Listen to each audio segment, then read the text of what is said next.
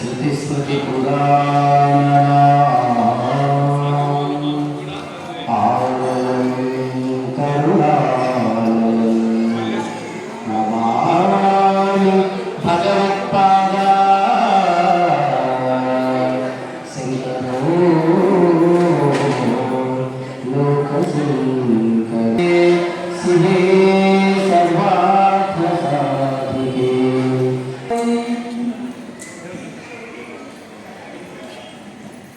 కానీ ఫలానా వ్యక్తులు ఫలానా సందర్భాలు వెనక పాపం లేదు.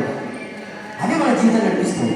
ఈరోజు మనం దుఃఖపడుతున్నాము, కష్టపడుతున్నాము అంటే దాని వెనక మనం చేసుకున్న పాపాలు ఉన్నాయి. మనం ఈరోజు చాలా ఆనందంగా ఉన్నాము, మనం అనుకున్నవి సజాక వ్యక్తి మనకు సహకరిస్తాడు. పుణ్యం ఉంటేనే మనకు సంపదలు, ఆరోగ్యము, ఆయుస్సు వస్తుంది. పాపం ఉందనుకోండి, మనం అనుకున్న వాడు మనకు దూరం అయిపోతూ ఉంటాడు, సహాయం చేయి. కాబట్టి ముఖ్యంగా మనం తెలుసుకోవాల్సింది పూర్వజన్మ కృతం పాపం వ్యాధి రూపేణ పీడిత.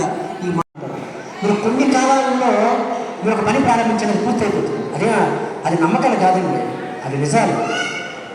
అందుకే ఒక్కొక్క దాంట్లో కాలం కూడా నిర్ణయించారు పెద్దలు, కాలమహిమ. మీరు ఎప్పుడైనా సరే ప్రాతకాలంలో మేల్కొని ఆలోచించండి, ఖచ్చితంగా మీ సమస్య మీరు ఏం చేయాలనుకుంటున్నారు దానికి మార్గం దొరుకుతుంది. ఇది నిజం చెప్తున్నది, సైన్స్ కూడా. నాట్ ఓన్లీ విశ్వాసమే కాదు, ఇది విజ్ఞానం కూడా. ఎందుకంటే కొన్ని ఇప్పుడు మూడ్ స్వింగ్స్ని కంట్రోల్ చేసేటువంటి హార్మోన్స్ రిలీజ్ అవుతాయని సైన్స్ చెప్తుంది. ఎండాక్సిన్ లాంటి కొన్ని హార్మోన్స్ విడుదలవుతాయి. వాళ్ళంతా ఒక రచన ఆ సమయంలో ప్రారంభం చేస్తారు.